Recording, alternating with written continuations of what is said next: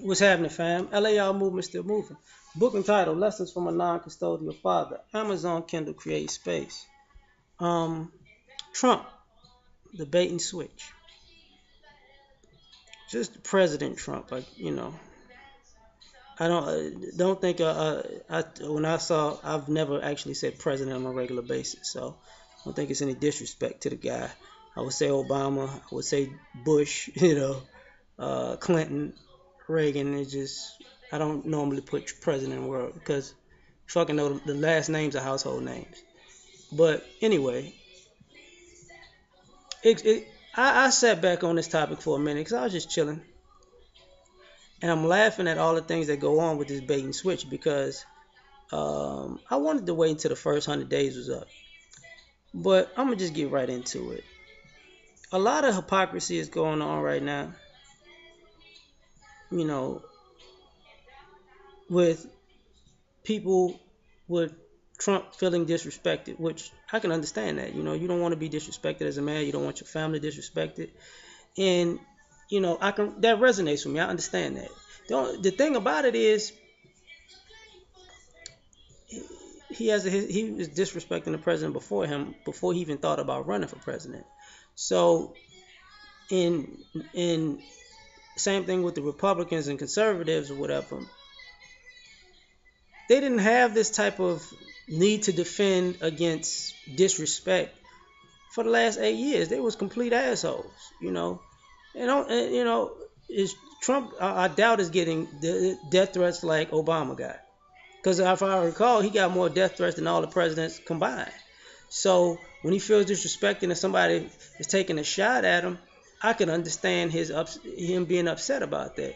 But the problem I have with this bait and switch shit is he's concerned about the wrong thing. Because even though Obama had all those death threats, he still did his job. He still focused on doing his job.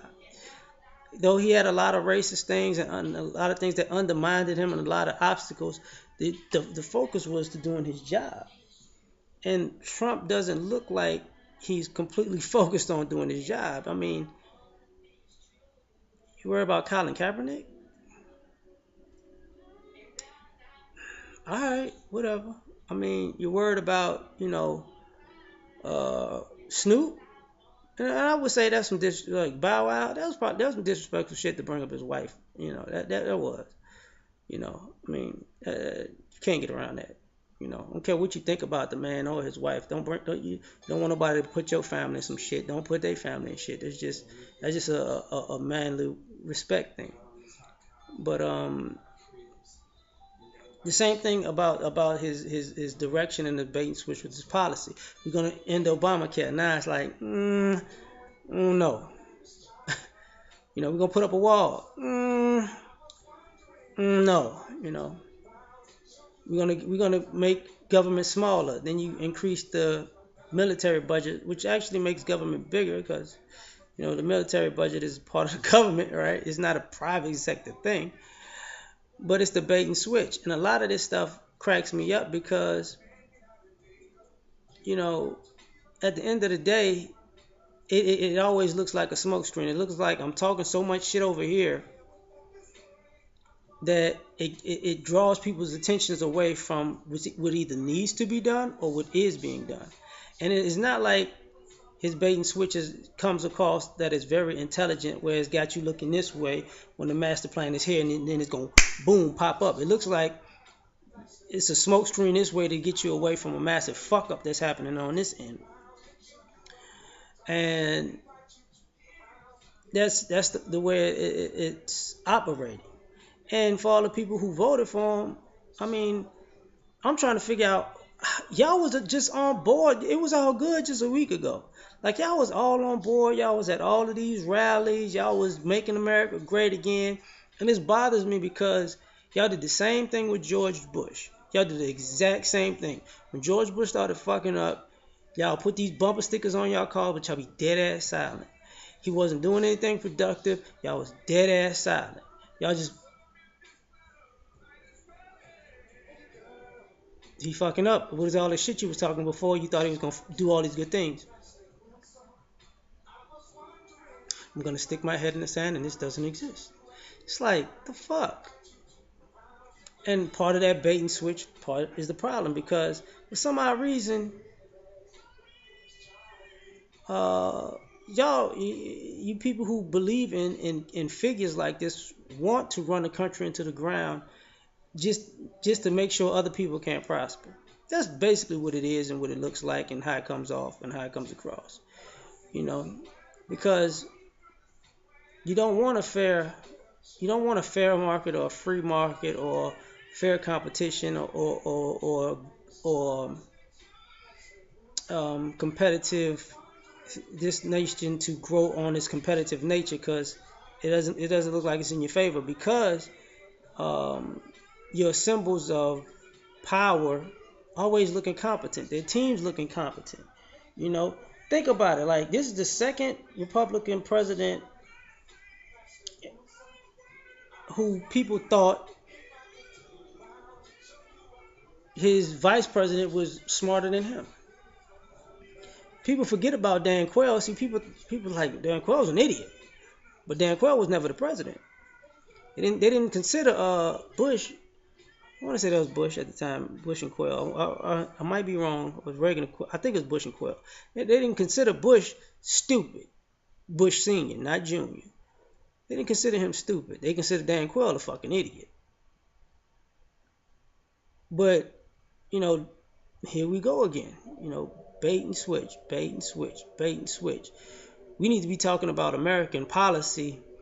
And now they're saying the markets are starting to fluctuate and crash because, all that stuff that was talked about. They're like, this dude can't, he don't know what he's doing. And a lot of this fluctuation happened recently when I talked about it in another video where y'all wasn't paying attention to the home loans keep whatever all the fluctuation. They kept rising up like 0.8%. Just point every time it's some bullshit went up a little bit. Some more bullshit went up a little bit. And a lot of you people not paying attention to that because same thing with the Meals on Wheels. All the things that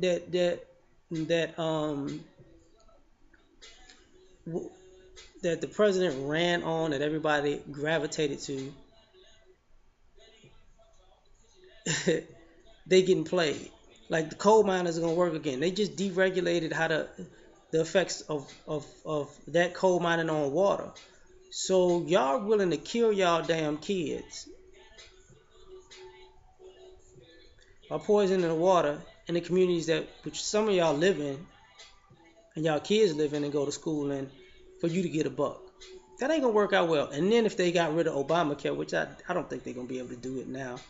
But whatever. Maybe they will, maybe they won't. I don't know. Your kids won't be covered. Pre-existing condition. And then, drug epidemic, heroin, fentanyl, what you gonna do? And then you're not gonna be getting arrested like that because you're white. You're not a criminal. And at the end of all of this, if this all of the obstructionism for 8 years with Obama, and now everybody want Trump to have carte blanche to keep doing shit that just doesn't make sense.